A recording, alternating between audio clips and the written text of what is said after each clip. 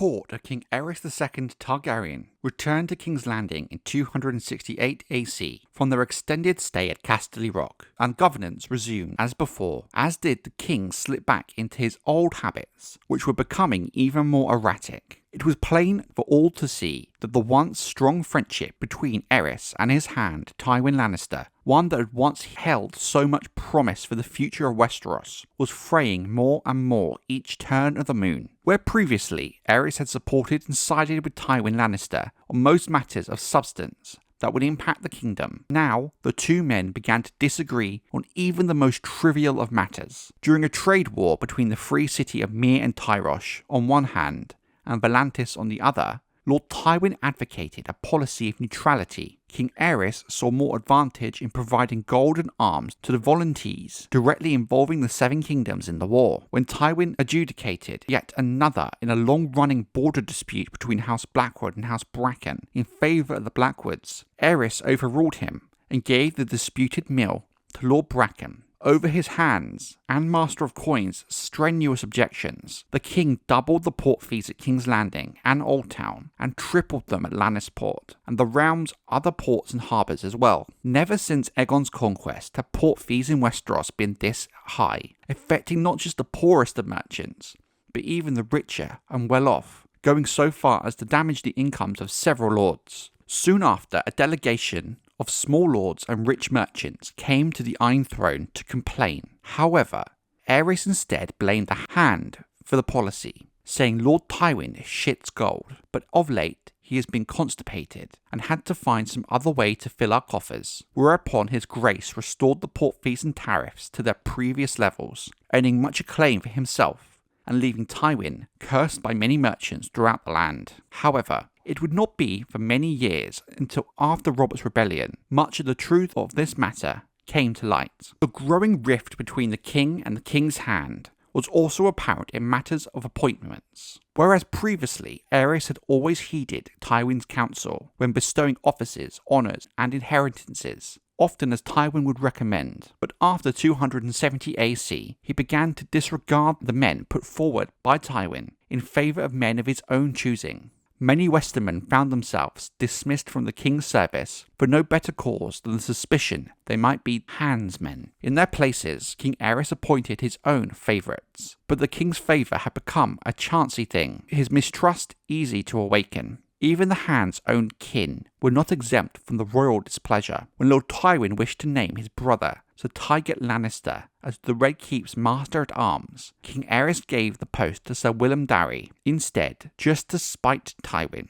By this time, thanks to his favourites who had gained places at court, King Aerys had become aware of the widespread belief that he himself was but a hollow figurehead and Tywin Lannister was the true Master of the Seven Kingdoms. To be fair to King Aerys, whilst he did still hold the power of a king, and the king's will was the king's will, the influence and control Tywin had was unlike any hand before him. In a sense, it could very well be seen that he was the most powerful man in the Seven Kingdoms, and Tywin perhaps could have taken that further if he had so desired. These sentiments, no matter how true, greatly angered Aerys, and he became determined to disprove them, and to humble his overmighty servant, and put him back into his place. Many men of history do question, to this day, why Aerys, if he was so displeased with Tywin, did not dismiss him from service sooner. One leading theory is despite his pride, Aerys knew how effective Tywin was as Hand, which in turn made Aerys' life much easier.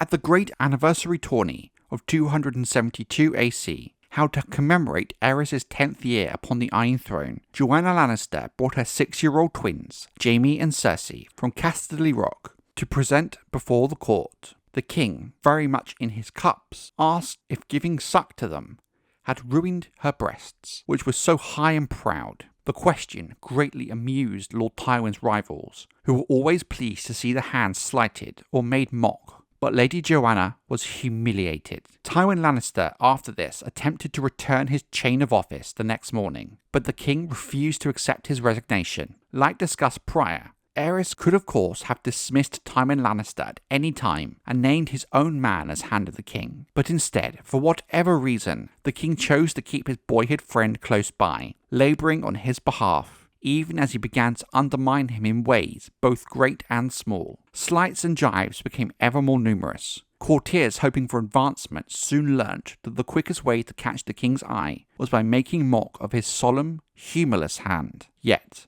through all of this, Tywin Lannister suffered in silence and did his duty. In 273 AC, however, Lady Joanna was taken to childbed once again at Casterly Rock, where she died delivering Lord Tywin's second son, Tyrion. The babe was named, but he was malformed, dwarfish, with stunted legs and oversized head, with mismatched, demonic eyes. There were some reports also suggesting he had a tail, which was lopped off at his Lord Father's command. Lord Tywin's Doom, the small folk called this ill-made creature, and Lord Tywin's Bane.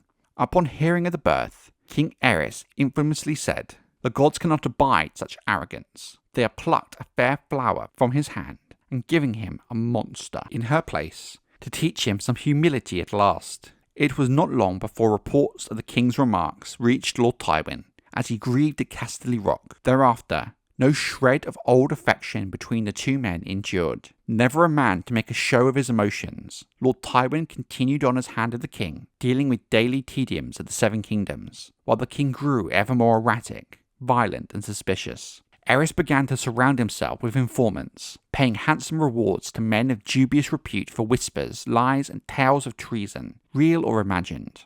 When one such report that the captain of the Hand's personal guard, a knight named Sir Ilyn Payne, had been heard boasting it was Lord Tywin who truly ruled the Seven Kingdoms, Aerys sent the Kingsguard to arrest him and had his tongue ripped out with red-hot pincers. Little did anyone know, however, just how worse things were about to become in the very near future.